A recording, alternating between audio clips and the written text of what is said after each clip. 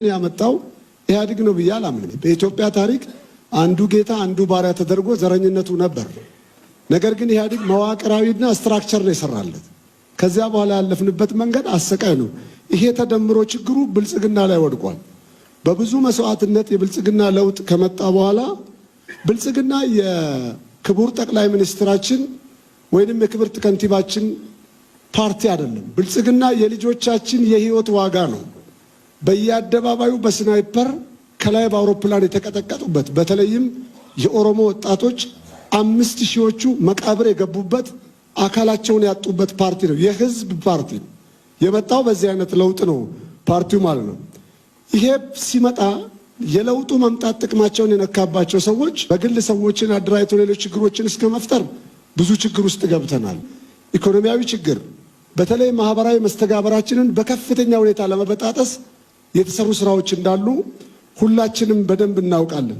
ነገር ግን በዚህ ችግር ውስጥ በጣም የተገረምኩት እኔ ራሴ ዛሬ ሰፈሬ ያለውን ነበር የማውቀው። አስተሳሰቤ በከፍተኛ ሁኔታ የተቀየረው ይሄ ሁሉ ችግር እያለ ይሄ ሁሉ ተማሪ ተመግቦ ይሄ ሁሉ ተማሪ በልቶ ይሄ ሁሉ ቤት ተሰርቶ ይሄ ሁሉ ድሃ ረፍት አግኝቶ ማየታችን ሰላም ቢኖር የተሻለ ስራ እንደምትሰሩን ያሳያችሁንና ስለዚህ ጉዳይ እናንተንም ልናመሰግናችሁ እንወዳለን። በጣም ትልቅ ስራ ነው የተሰራው።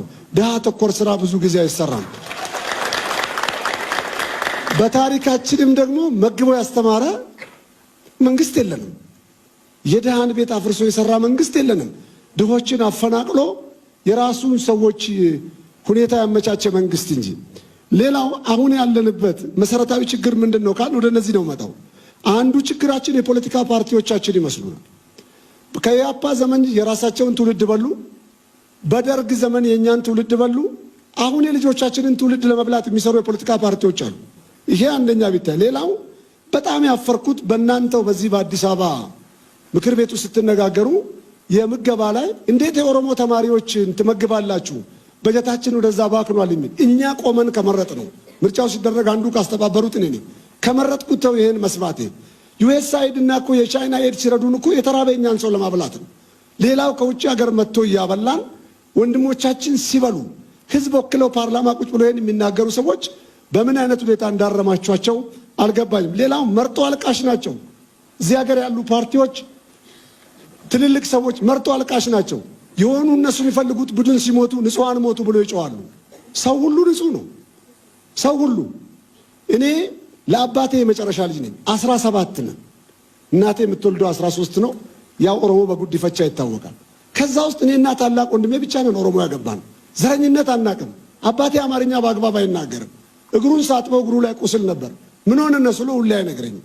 መጨረሻ በጣሊያን ጦርነት እንደቆሰለ ሳውቅ ኃይለሥላሴ አፈናቅሏቸው የለ እንዴ ለምን ተዋጋ ስለው ኃይለሥላሴ ግለሰብ ነው፣ ኢትዮጵያ እናቴ ነች አለኝ። የኔ አባት ነው። የኔ አባት ስኬት ለመሆኑ እዚህ አዲስ አበባ ያለው የኦሮሞ ፎቢያ እንዲህ ኦሮሞን መፍራት የኦሮሞ ጥላቻ በትክክል ተገንዝባችሁታል ወይ? ኦሮሞ በዚች ሀገር ግንባታ ላይ ድርሻ የለውም ወይ? ወደ ኋላ ከሄድን ሱሲኒዮስ ኦሮሞ አይደለም ወይ? ሌሎቹ ነገስታትስ ኦሮሞ አይደሉም? ኃይለሥላሴ ኦሮሞ አይደሉም ወይ? ታላላቆቹ ጀነራሎች ኦሮሞ አይደሉም ወይ? እቺን ሀገር በደንብ አጥንታቸው የገነቡ ኦሮሞ አይደሉም ወይ? ዛሬ ከየት መጥቶ ነው ቋንቋ ሲነገርና ባንዲራ ሲሰቀል ሀገር ሊያፈርሱ ነው ተብሎ የሚዘመርብን? ከየት የመጣ ነው? እኔ በብሔር ፖለቲካ አላምንም። በኢህአዴግ 9 ጊዜ ታስሬያለሁ። ከመልእክቴም የተነሳ ከአንዳንድ ጽሁፎቼም የተነሳ እማምነው ናሽናሊስት ነኝ። ይሄን የወረስኩት ከአባቴ ነው። ከእግዚአብሔርም ቃል እንደማስተምረው ሰባኪ እንደሆንኩ ሁሉ ሰው ሁሉ ሰው ነው። ብሔር ለእኔ ስነ ልቦና ነው። እኛ ቤት ውስጥ ያደገው ጎበና የሚባለው የመጀመሪያ አባቴ ልጅ ትግሬ ነው። አንደኛው አማራ ነው፣ አንደኛው ወላይታ ብሔረሰብ ነው። አማርኛ አይችሉም እነዚህ ሰዎች።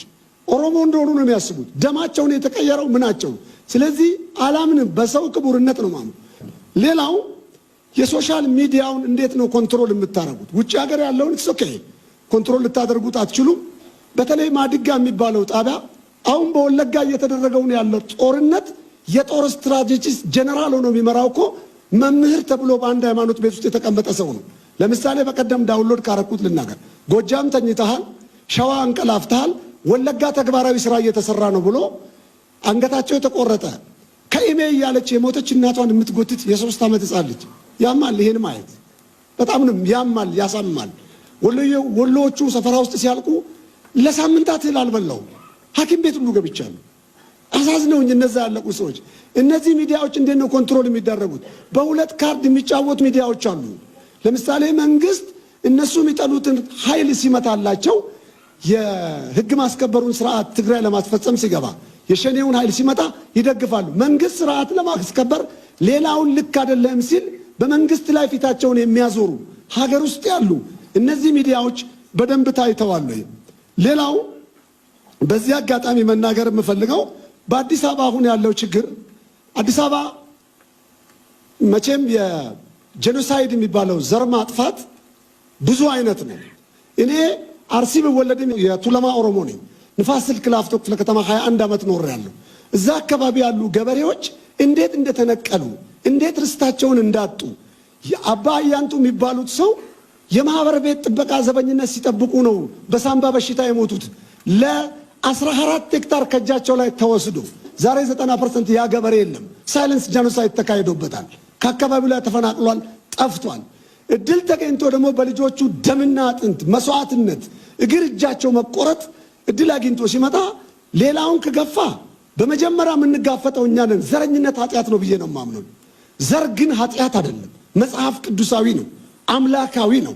አማራ ለመሆን ሰው ማመልከቻ አላስገባም፣ ኦሮሞ ለመሆን ማመልከቻ አላስገባም። የአማራ አጠገቤ መኖር ለእኔ ስጋቴ አይደለም፣ ውበቴ ነው። እኔ የአማራን ሕዝብ በጣም ነው ማከብረው። በደርግ ጊዜ ውትድርና ዘምቼ ሊማሊሞ ተራራ ላይ ወድቄ ራሴን ስቼ አንድ አማራ ናቸው ተሸክመው 21 ቀን ቤታቸው መግበው የዛሬ ህይወቴን ያስቀጠሉኝ። የዛሬ ህይወቴ የቀጠለው ፊደል ያስተማሩኝ የአማራ መነኩሴ ናቸው። ነገር ግን በብሔር ስም የተደበቁ በኢትዮጵያዊነት ስም የተደበቁ በተለይ አደራ ለሚፈልገው ከብሔር ጽንፍ ይልቅ አሁን ግራ እያጋባን ያለው የኢትዮጵያዊነቱ ጽንፍ ነው። በኢትዮጵያዊነት ጽንፍ ስር የተደበቁት ኢትዮጵያዊነት አንድ ብሔር፣ አንድ ሃይማኖት፣ አንድ ቋንቋ እንደሆነ ሊነግሩ ነው የሚፈልጉት። ኢትዮጵያዊነት ህብረ ብሔራዊነት 80 ምናምን ቋንቋና ባህልና ሃይማኖቶች የያዘ ብዬ ነው ማምነው። እነዚህ ነገሮች ላይ ምን ያህል ስራ ሰርተዋል። ሌላ ባንዲራ ምን አለ? የ11ዱም ክልል ባንዲራ ቢሰቀል ምን ችግር አለ? ሌላው መጠየቅ ፈልገው አዲስ አበባ ከሰማይ ነው እንደወረደው? አዲስ አበባ ሲሰፋ የኦሮሞ ገበሬ እየተነሳ ነው የሰፋው። መሬቱን ከሰጠም ለመሬቱ ጊዜ ኢትዮጵያዊነት ከሆነ ለዝማሬውና ለቋንቋው ጊዜ ለምንድን ነው ኢትዮጵያዊ መሆን ያቃተው? ምንድነው ችግሩ? መሬቱ ጊዜ ኢትዮጵያዊነት ነው። መሬትን አትንኩ ቢል ጽንፈኛ ዘረኛ ይባላል። ቋንቋዬን ልዘምር ሲል ጽንፈኛ ዘረኛ ይባላል። ይሄ ነገር ካልተስተካከለ ቅድም ታነሱት እንደነበሩ ሀገር ለማፍረስ ለሚፈልጉት ኃይሎች ትልቅ በር ይከፍትላቸዋል። የህዝብ ጥያቄ መመለስ አለበት። ብልጽግና ማድረግ ያለበት ነገር ብዬ የምናገረው ብልጽግና የእናንተ የምትመሩን ወንድም እህቶቻችን ጉዳይ አይደለም፣ የልጆቻችን የህይወት ጉዳይ። ውስጣችሁን በደንብ ብትፈትሹ እናንተም ጋር በሁለት በሶስት ካርድ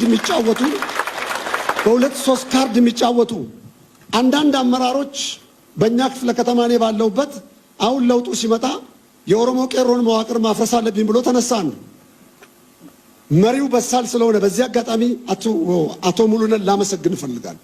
በሳል ስለሆነ ልጆቹን በተለየ ጥበብ ይዞ እኛም ሽማግሌዎች ረድተነው ጉዳዩ ፈረሰ። የትኛውን ቄሮ ደም አጥንቱን ገብሮ አሁን ብልጽግናን የሚደግፈው ለብልጽግና የሚሞተው ትናንሽ ነገር ይዞ መሬት ስለቆፈረ እነዚህ ቢፈተሹ መዋቅር ውስጥ ሁሉም የየራሱን ለመዘርጋት ሲሰራ እንመለከታለን። ሌላው ባህላዊ የግጭት አፈታቶችን መንገድ ብትጠቀሙ፣ ሃይማኖት አባቶችን ብትጠቀሙ። ሁለት ሀገር የለንም። እኔ በብሔርና በሃይማኖት ግጭት ዙሪያ ባለሙያ ነኝ። በጣም የምናገረው ነገር በየስብሰባው የብሔርና የሃይማኖት ግጭት አሸናፊ የለውም። ልጅ ሲሞት አባት ሲሞት ልጅ ነው የሚተካው።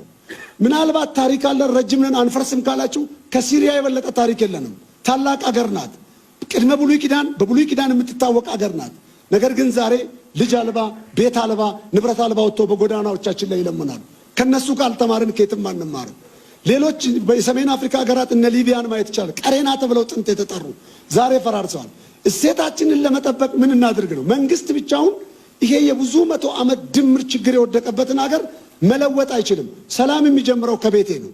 እኔ ለልጄ ከምነግረው ነው፣ ከማስተምረው ነው።